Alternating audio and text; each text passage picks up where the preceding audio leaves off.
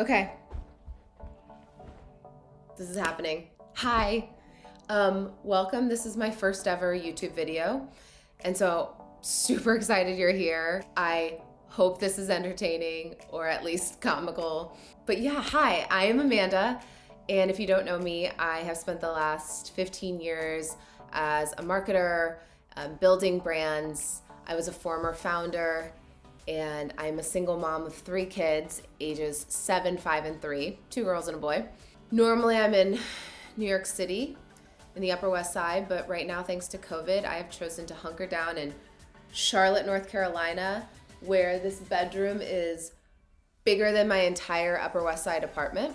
I'm here today. This is not like a typical YouTube video because I just wanted to share an announcement of where I'm going to be spending this next part of my professional life and journey. And it's not a super simple, straightforward answer because I'm actually going to be taking on 2 roles. In addition to being a mom, but 2 professional roles. I'm going to be a part-time CMO at Teal HQ.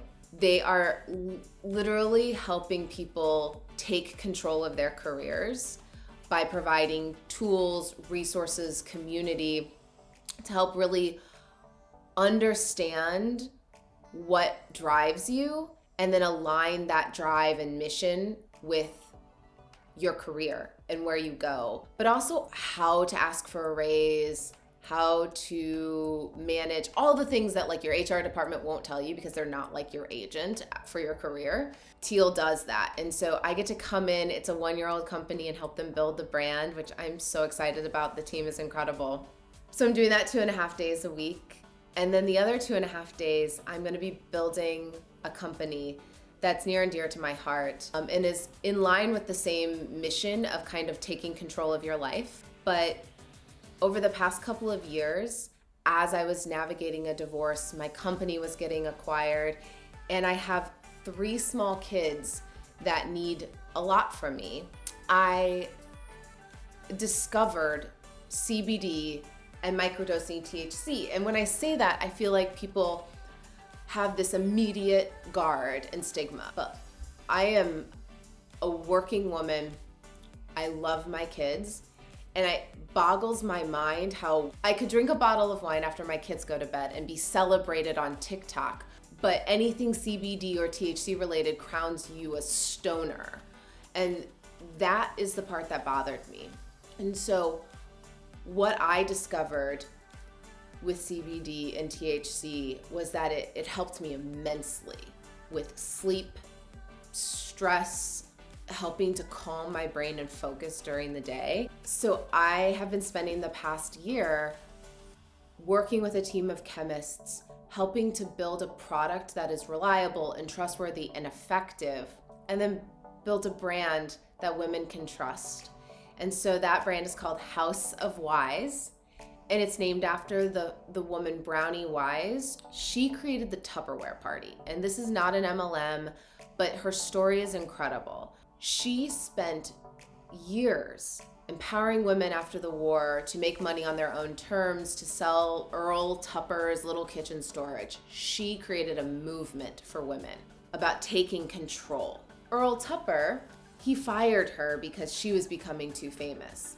He later sold the company just 3 months later for millions of dollars, and she got nothing.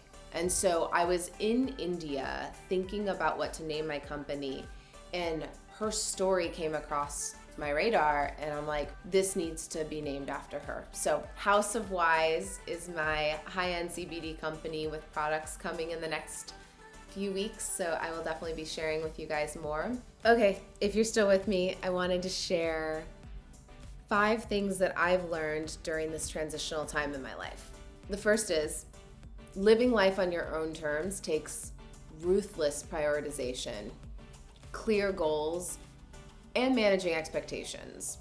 There is literally no predetermined path. There's no user guide to this life. But many of us say, once this happens, then I'll do this. But I want to challenge you and say, stop waiting for X to happen so that you can do Y. If Y is the thing you want to do, go after it. There's no one telling you you can't do that. Number 2, find your passion and then feed it daily.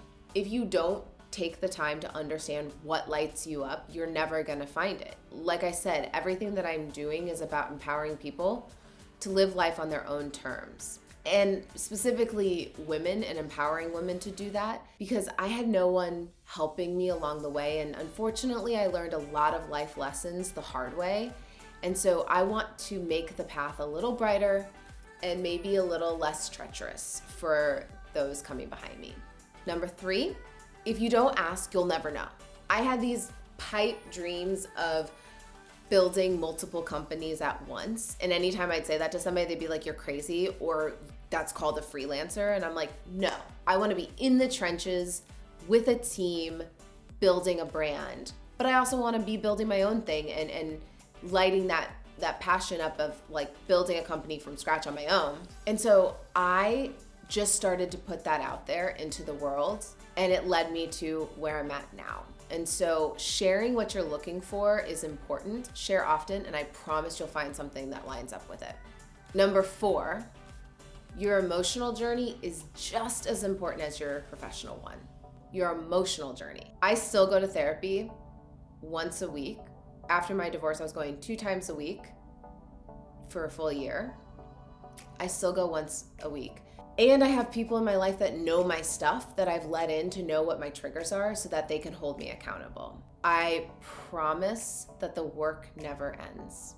And last but not least, I know we're on YouTube right now, but Twitter is a powerful tool when used correctly. Yes, it's full of trolls and anger and division, but when you spend the time finding people who share passions, skill sets, struggles, that's where the magic happens. And I don't know where I would be this past year without my Twitter fam. So if you're one of those people and you know who you are, thank you for watching this. Thank you for all your support over the past year and for what's to come. So thank you guys for being a part of this journey. I think I'm supposed to say the thing that I feel weird saying, but you know, if you like this, subscribe, find the button. Join me on this next journey of being a part-time CMO and a part-time founder, and we'll see what happens. Thanks, guys.